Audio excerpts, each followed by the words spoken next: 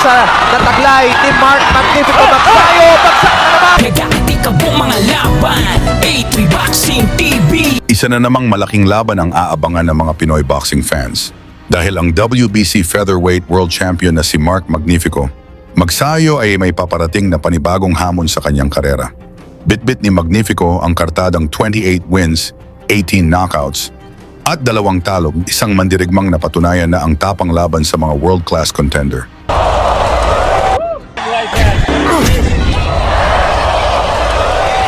Ngunit matapos makancel ang inaabangang laban niya kontra sa Italian boxer na si Michael Magnesi, biglang bumaba ang kanyang ranking sa WBC. Mula number 1, naging number 3.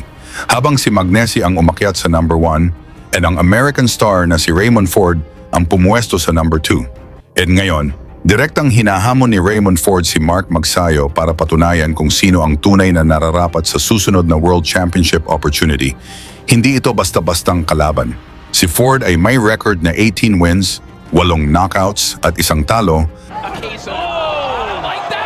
Oh, walks onto a right hook there, Reese. He's under pressure here, been caught with a few big shots. Yeah, the legs are gone and Ray Ford knows it too, and he's letting the hands go. Bellotti has gone a little bit static here. He's taken a few shots and the ref... At isa ring former WB, a featherweight world champion. Ang nag-iisa niyang pagkatalo ay mula kay Nick Ball sa pamamagitan ng split decision. Isang laban na halos tabla hanggang dulo. Magandang stylistic match ito para kay Magsayo dahil mas mababa ang knockout percentage ni Ford. Ibig sabihin, mas ramdam ang power advantage ng Pinoy kumpara sa Amerikano.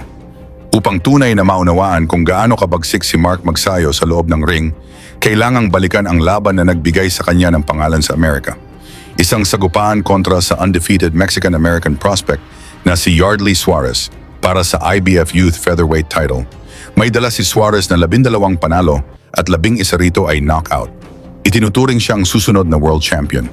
Bago pa man tumunog ang unang kampana, hayagan niyang sinabi na patutulugin niya si Magsayo. Para sa kanya, knockout lamang ang tanging daan patungo sa katanyagan. ¿Cómo se siente? ¿Qué es lo que qué es lo que piensa usted? ¿Que se va a dar el knockout? ¿Anda buscando el knockout o se van a ir a los dos rounds? Knockout. Dice KO.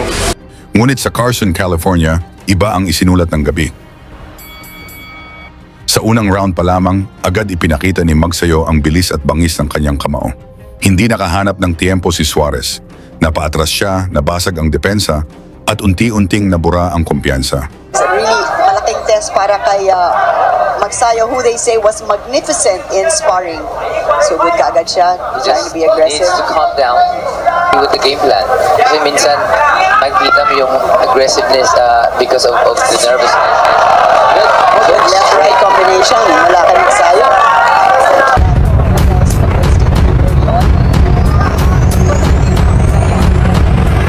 Solidify good straight and a body. Ang ganda ng straight ni Magsayo. Good Straight ni Magsayo. Good combination. That was a very good combination from Magsayo. Solid.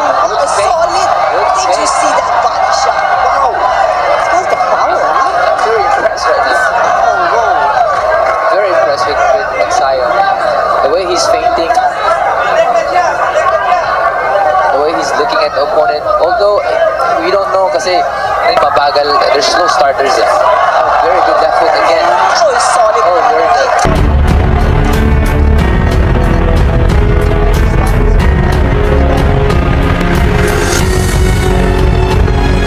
Kasi malapit si Suarez with his record. Oh, good overhand, he's out.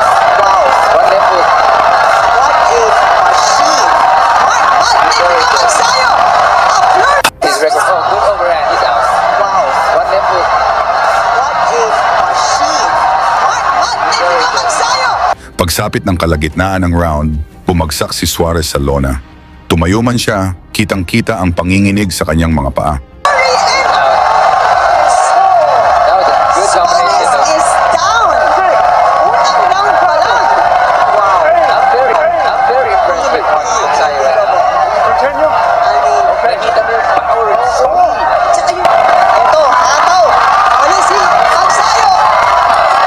Oh gosh. This is Uppercut. At doon, tuluyan nang bumulusok ang bagyo. Sunod-sunod na kombinasyon ang dumating mula kay Magsayo. Mabilis, mabigat at walang tigil. Parang machine gun ang bawat suntok. Muling bumagsak si Suarez, at wala nang magawa ang referee kundi itigil ang laban. Technical knockout. Isang panalo na hindi lang basta tagumpay, kundi isang babala sa buong division. Ngayon ang pinakamahalagang tanong, magiging world champion pa kaya muli si Mark Magsayo? Kaya ba niyang patunayan ang kanyang lakas laban sa American star na si Raymond Ford? Ilagay ninyo sa comment section ang inyong sagot. At isama na rin kung taga saan kayo para makita natin kung gaano kalawak ang suporta ng mga Pilipino para kay Magnifico sa kanyang laban kontra kay Raymond Ford. Lagi niyong sundan, huwag magpapahuli. Pag-usapan ni bakbakan, balita niya at laban. Mga Pinoy na di nagpapagapi. Salamat sa mga suporta na lagi nandyan.